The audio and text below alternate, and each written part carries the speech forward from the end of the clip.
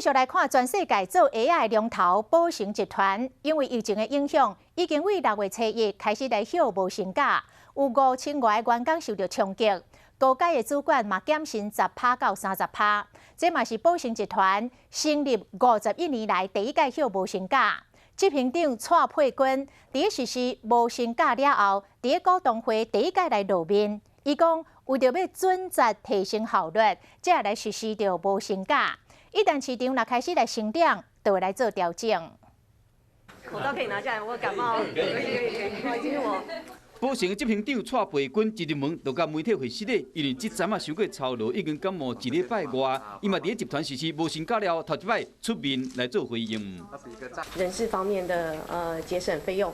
然后再来的话，就是一些营运端的这个组织上面，是不是可以更有效率？所以我们有总体有一些人力上面要做精简跟调整。那但是我想，那个应该占的比例其实是不大的。全世界做鞋仔龙头宝成集团受到疫情影响，市值已经了1000亿去啊，前5个月营收败23%。宝成为6月初起放无薪假。有5000个员工受到影响，蔡培君嘛讲，即马就是上辛苦的时阵。未来的3个月6、7、8还是会继续持续的进行，那后续就看营运的状况再决定。后续如果有成长动力出现的时候，我们还是希望能够赶快把那个产能能够很快的开出来。